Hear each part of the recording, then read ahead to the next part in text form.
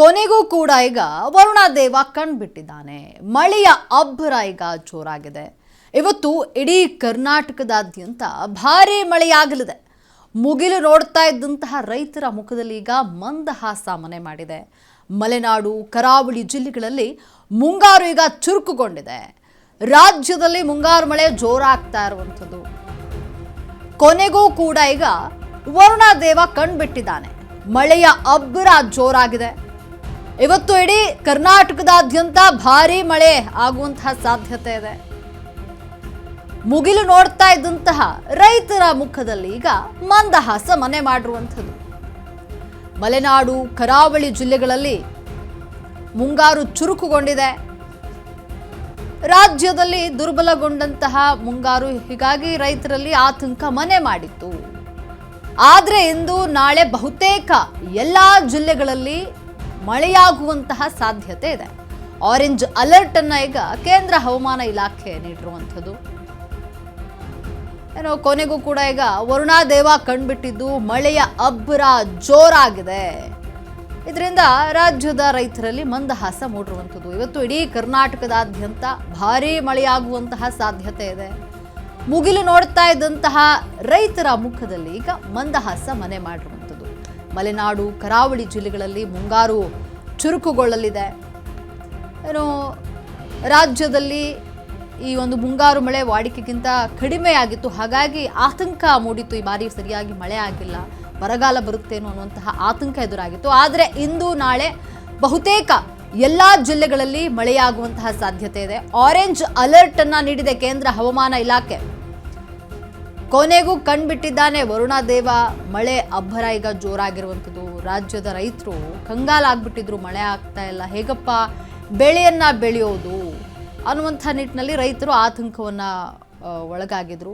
ಬೆಳಗಾವಿ, ವಿಜಯಪುರ, ಬಾಗಲಕೋಟೆ, ಕಲಬುರಗಿ ಎಲ್ಲೆಲ್ಲಿ ಮಳೆ ಆಗುತ್ತೆ ಅಂತ ನೋಡೋದಾದ್ರೆ ರಾಯಚೂರು, ಧಾರವಾಡ, ಗದಗ, ಹಾವೇರಿ, ದಾವಣಗೆರೆ, ಶಿವಮೊಗ್ಗ, ಚಿಕ್ಕಮಗಳೂರು, ಹಾಸನ, ಕೊಡಗು ಇಲ್ಲೆಲ್ಲವೂ ಕೂಡ ಭಾರಿ ಮಳೆ ಆಗುವಂಥದ್ದು. ಮೈಸೂರು, ಚಿಕ್ಕಬಳ್ಳಾಪುರ ಜಿಲ್ಲೆಗಳಲ್ಲಿ ಯೆಲ್ಲೋ ಅಲರ್ಟ್ ಅನ್ನ ಈಗ ಘೋಷಣೆ ಮಾಡಲಾಗಿದೆ. ಉಡುಪಿ, ಉತ್ತರ ಕನ್ನಡ ಜಿಲ್ಲೆಗಳಿಗೆ ರೆಡ್ ಅಲರ್ಟ್ ಅನ್ನ ಘೋಷಣೆ ಮಾಡಲಾಗಿದೆ. ಬೆಳಗಾವಿ, ವಿಜಯಪುರ, ಬಾಗಲಕೋಟೆ, ಕಲಬುರಗಿ, ರಾಯಚೂರು, ಧಾರವಾಡ, ಗದಗ, ಹಾವೇರಿ ಹಾಗೂ ದಾವಣಗೆರೆ, ಶಿವಮೊಗ್ಗ, ಚಿಕ್ಕಮಗಳೂರು, ಹಾಸನ, ಕೊಡಗು ಇಲ್ಲೆಲ್ಲವೂ ಕೂಡ ಭಾರೀ ಮಳೆಯಾಗುವಂತಹ ಸಾಧ್ಯತೆ ಇದೆ. ಇನ್ನು ಮೈಸೂರು, ಚಿಕ್ಕಬಳ್ಳಾಪುರ ಜಿಲ್ಲೆಗಳಲ್ಲಿ ಯೆಲ್ಲೋ ಅಲರ್ಟ್ ಅನ್ನ ಘೋಷಣೆ ಮಾಡಲಾಗಿದೆ. ಉಡುಪಿ, ಉತ್ತರ ಕನ್ನಡ ಜಿಲ್ಲೆಗಳಿಗೆ ರೆಡ್ ಅಲರ್ಟ್ ಅನ್ನ ಘೋಷಣೆ ಮಾಡಲಾಗಿರುವಂಥದ್ದು. ಯೆಲ್ಲೋ ಅಲರ್ಟ್ ಎಲ್ಲೆಲ್ಲಿ ಅಂತ ನೋಡೋದಾದ್ರೆ ಬೀದರ್, ಯಾದಗಿರಿ, ಚಿತ್ರದುರ್ಗ, ತುಮಕೂರು, ಕೋಲಾರ, ಬೆಂಗಳೂರು ನಗರ, ಬೆಂಗಳೂರು ಗ್ರಾಮಾಂತರ, ರಾಮನಗರ, ಮಂಡ್ಯ, ಚಾಮರಾಜನಗರ ಜಿಲ್ಲೆಗಳಲ್ಲಿ ಯೆಲ್ಲೋ ಅಲರ್ಟ್ ಅನ್ನ ಈಗ ಘೋಷಣೆ ಮಾಡಲಾಗಿದೆ. ಬೀದರ್, ಯಾದಗಿರಿ, ಕೊಪ್ಪಳ, ಬಳ್ಳಾರಿ, ವಿಜಯನಗರ, ಚಿತ್ರದುರ್ಗ, ತುಮಕೂರು, ಕೋಲಾರ, ಬೆಂಗಳೂರು ನಗರ, ಬೆಂಗಳೂರು ಗ್ರಾಮಾಂತರ, ರಾಮನಗರ, ಮಂಡ್ಯ, ಚಾಮರಾಜನಗರ ಜಿಲ್ಲೆಗಳಲ್ಲಿ ಯೆಲ್ಲೋ ಅಲರ್ಟ್ ಅನ್ನ ಈಗ ಘೋಷಣೆ ಮಾಡಲಾಗಿರುವಂಥದ್ದು. ರಾಜ್ಯಾದ್ಯಂತ ಭಾರೀ ಮಳೆಯಾಗಲಿದೆ. ಈ ಬಗ್ಗೆ ಹವಾಮಾನ ಇಲಾಖೆ ಮುನ್ಸೂಚನೆಯನ್ನ ನೀಡಿರುವಂಥದ್ದು. ಮಳೆ ಆಗುತ್ತೆ ಅಂತ 2 ದಿನದಲ್ಲಿ ರಾಜ್ಯಾದ್ಯಂತ ಭಾರೀ ಮಳೆಯಾಗುವಂಥದ್ದು. ಮಳೆಗಾಗಿ ರೈತರು ಕಾದು ಕುಳಿತಿದ್ರು, ಮುಗಿಲು ನೋಡ್ತಾ ಇದ್ರು. ಇದೀಗ ಮಳೆ ಬರ್ತಾ ಇರುವಂತಹ ಹಿನ್ನೆಲೆಯಲ್ಲಿ ರೈತರ ಮುಖದಲ್ಲಿ ಮಂದಹಾಸ ಮೂಡಿರುವಂಥದ್ದು.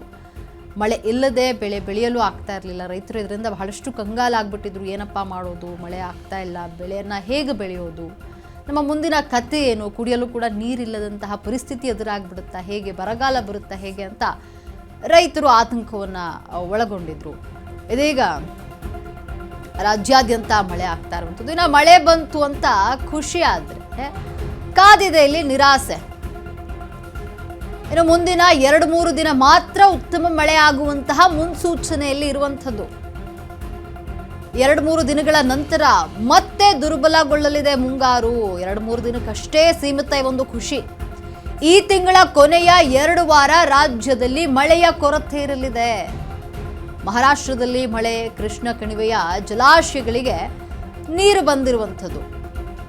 ದಕ್ಷಿಣ ಒಳನಾಡಿನಲ್ಲಿ ಉತ್ತಮವಾದಂತಹ ಮಳೆಯಾಗಿದೆ. ಮಳೆಯ ಕೊರತೆ 11% ಇಳಿಕೆಯಾಗಿರುವಂಥದ್ದು. ಉತ್ತರ ಒಳನಾಡಿನಲ್ಲಿ 24%, ಮಲೆನಾಡು ಶೇಕಡ 49 ಆಗಿರುವಂಥದ್ದು.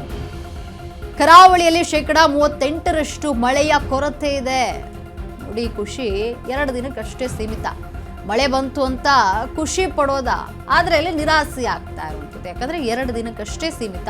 ಮುಂದಿನ 2-3 ದಿನಗಳು ಮಾತ್ರ ಉತ್ತಮ ಮಳೆಯಾಗುವಂತಹ ಇಲ್ಲಿ ಮುನ್ಸೂಚನೆ ಇದೆ. 2-3 ದಿನಗಳ ನಂತರವಾಗಿ ಮತ್ತೆ ಮಳೆ ಮಾಯ ಆಗುವಂಥದ್ದು. 2-3 ದಿನಕ್ಕಷ್ಟೇ ಇಲ್ಲಿ ಸೀಮಿತ. ಎಲ್ಲೆಲ್ಲಿ ಭಾರಿ ಮಳೆ ಅಂತ ನೋಡೋದಾದ್ರೆ ಬೆಳಗಾವಿ, ವಿಜಯಪುರ, ಬಾಗಲಕೋಟೆ ಇಲ್ಲೆಲ್ಲವೂ ಕೂಡ ಭಾರಿ ಮಳೆ ಆಗುವಂಥದ್ದು. ಅದು 2 ದಿನಕ್ಕಷ್ಟೇ ಸೀಮಿತ ಆಗಿರುತ್ತೆ. 2-3 ದಿನಗಳಲ್ಲಿ ಮಾತ್ರ ಮಳೆ ಆಗುವಂಥದ್ದು. ತದನಂತರವಾಗಿ ಯಥಾಸ್ಥಿತಿ ಮಳೆ ಆಗೋದಿಲ್ಲ. ಹಾಗಾಗಿ ಏನು ಮಳೆ ಬಂತಲ್ಲಪ್ಪ ಅಂತ ಖುಷಿ ಪಡೋ ಅಷ್ಟರಲ್ಲಿ ಮತ್ತೆ ಆತಂಕ ಎದುರಾಗುವಂಥದ್ದು. 2-3 ದಿನಕ್ಕಷ್ಟೇ ಈ ಖುಷಿ ಒಂದು ಸೀಮಿತ ಆಗುವಂಥದ್ದು.